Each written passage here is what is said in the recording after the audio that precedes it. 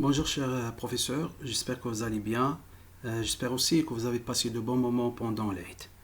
Très bien, aujourd'hui donc on va entamer la deuxième séance des modules de renforcement des acquis de base en sciences physiques et pour laquelle on va discuter le concept de la lumière et des couleurs. En fait, ce sont deux concepts qui sont primordiaux pour la partie au programme éveil scientifique. Alors plus exactement, on va discuter le double aspect de la lumière. Ensuite, on va rappeler le phénomène de dispersion de la lumière. Et puis, on va aussi rappeler et discuter le principe de propagation de la lumière. Et finalement, on va donner quelques propriétés des couleurs. Alors, cher professeur, vous savez bien que pendant l'hiver, on observe souvent le phénomène de l'arc-en-ciel. Et c'est un arc qui contient plusieurs couleurs. Exactement cette couleur allant des rouges jusqu'au violet. Alors, la question qu'on pose maintenant, quelle est l'origine de cet arc et comment peut-on expliquer ce phénomène? Alors pour répondre à cette question, donc je vais expliquer une petite expérience pour laquelle donc on va utiliser un prisme. Donc regarde avec moi, c'est un prisme. En fait, c'est un dispositif expérimental qui est constitué par un milieu qui est transparent, comme par exemple le verre. Et dans un premier temps, donc je vais faire envoyer une lumière blanche sur la première face des prismes. Alors par la suite, on remarque que cette lumière blanche, il va subir un phénomène de réfraction à l'intérieur du prisme. Et puis à la sortie du deuxième face, on aura la décomposition de cette lumière blanche en cette couleur, c'est-à-dire la couleur de l'arc-en-ciel allant du rouge jusqu'au violet. Je dis dans ce cas que la lumière blanche a subi un phénomène de dispersion. Mais par contre, maintenant, je vais envoyer donc un laser, un faisceau laser rouge par exemple, sur la première face des prismes. Et qu'est-ce que vous remarquez donc à la sortie de la deuxième face? Nous remarquons uniquement l'existence d'une seule couleur, c'est la couleur rouge. Je dis dans ce cas que le laser n'a pas subi un phénomène de dispersion. Et par la suite, donc le laser, donc on désigne par la lumière qui ne subit pas donc le phénomène de dispersion par le prisme, par la lumière monochromatique.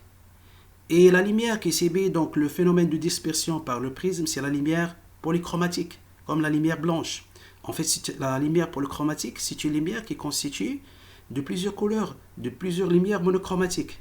Et de cet effet, donc, je déduis que l'arc-en-ciel, c'est exactement le phénomène de dispersion de la lumière du soleil par les gouttelettes d'eau de la pluie. Est-ce que c'est clair? Très bien. Maintenant, donc, je vais entamer le double aspect de la lumière. En fait, les physiciens, au départ, donc, ils ont montré à ce que la lumière, c'est de la matière. Et c'est une matière qui est constituée par des microparticules, ce qu'on appelle des photons. Et ce sont des gains d'énergie. Mais c'est après que les physiciens, donc, ils ont montré que, effectivement, la lumière, elle a un aspect ondulatoire, c'est une onde. C'est grâce à cette expérience de phénomène de diffraction. Et regardez avec moi ici, donc c'est une source laser. Donc je vais envoyer donc un faisceau laser sur une fente de taille beaucoup plus faible. Et lorsque je vais placer donc un écran devant la fente, qu'est-ce que je vais observer? Donc je vais observer des taches lumineuses, ce qu'on appelle les franges de diffraction. Et ce sont des taches qui sont lumineuses et sombres par alternance. Regardez ici, donc ça c'est la tache centrale, c'est beaucoup plus clair. Et ensuite on aura des petites taches, d'accord, qui sont éclairées. Et entre une tache éclairée et une autre, pour choisir, donc il y a une tache qui est sombre, en noir. Donc ici, donc c'est la distribution des taches lumineuses et des taches qui sont sombres par alternance. Ça, c'est ce qu'on appelle phénomène de diffraction. Et effectivement, à partir de ce phénomène de diffraction, on a déduit que la lumière a un double aspect. C'est l'aspect ondulatoire. Donc c'est une onde. Donc la lumière monochromatique est une onde électromagnétique qui se propage effectivement dans le vide et dans des milieux matériels homogènes et transparents. Et là, donc, je vais discuter les différents milieux de propagation de la lumière. En fait, on peut distinguer les milieux en trois catégories. Donc, il y en a les milieux qui sont transparents, comme l'air, le verre et le plastique transparent. Et ce sont des milieux à travers lesquels on peut voir clairement la lumière ici des objets. Donc, regardez avec moi, ça c'est un milieu qui est transparent. Donc, nous remarquons l'image d'une façon très claire. Donc, l'image, c'est en fait c'est la lumière qui est issue de cet objet. Et il y a aussi donc des milieux qui sont translucides et ce sont des milieux à partir duquel on peut voir, on peut pas voir clairement la lumière qui est issue des objets. Regardez ici, donc le deuxième cas, c'est un milieu qui est translucide.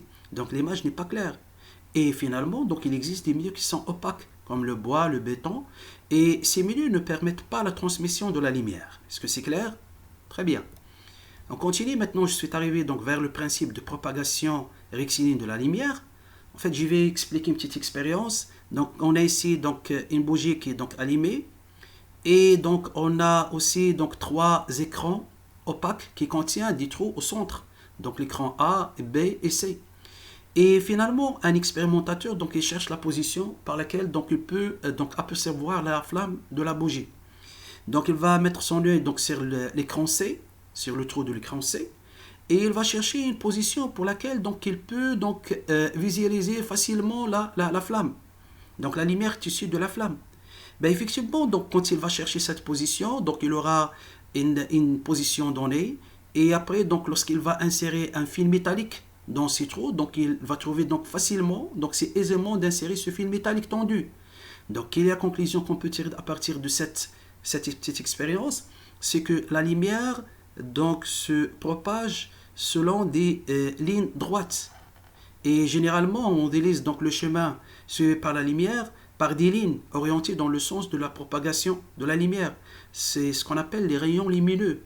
Et généralement, on modélise un rayon par une demi-droite. Donc, regardez ici, ça c'est la source S, et ça, la flèche, il indique quoi? Le sens des rayons lumineux. Et généralement, donc c'est l'ensemble de ces rayons lumineux qui va donner ce qu'on appelle un faisceau lumineux. D'accord? Et là, on distingue 3 faisceaux lumineux. Donc, il y a un faisceau, donc le faisceau divergent, c'est constitué de plusieurs rayons qui sont issus d'une source et qui se divergent. Par contre, il existe un faisceau convergent, donc c'est un faisceau qui est constitué par un ensemble de rayons qui convergent vers un point S', par exemple. Et finalement, donc, il y a un faisceau parallèle au cylindrique, il est constitué pas mal de rayons qui sont en parallèle. Est-ce que c'est clair cette partie? Très bien, on avance. Alors maintenant, vous savez bien, cher professeur, que la lumière se propage dans des milieux qui sont homogènes, transparents, et avec des vitesses différentes. Donc la vitesse de propagation de la lumière dépend en fait des milieux de propagation. Et la plus grande valeur de cette vitesse, c'est dans le vide. C'est à peu près, on le note par C, c'est à peu près 300 km par heure. Et aussi dans l'air, donc la vitesse de propagation de la lumière dans l'air, c'est à peu près, donc c'est la même valeur que celle dans le vide, c'est 300 000 km par heure. Et vous remarquez avec moi que la lumière va mettre uniquement 1,28 secondes pour parcourir la distance entre la Lune et la Terre. Donc c'est une durée beaucoup plus faible. Ça montre donc la grande valeur de la célérité de la lumière, la vitesse de la propagation de la lumière. Et puis finalement, la relation qu'il est la vitesse de propagation de la lumière avec la distance parcourue d et la durée effective delta t, ben c'est évidemment c'est V égale à D sur delta t. Est-ce que c'est clair? Très bien. Maintenant, on est arrivé vers l'application de la chambre noire. En fait, c'est un outil qu'on utilise souvent dans le programme de l'éveil scientifique. Et c'est un outil, c'est un dispositif expérimental qui était largement connu par Estos et par Nullheim. Et c'est à la base de fonctionnement des appareils photographiques.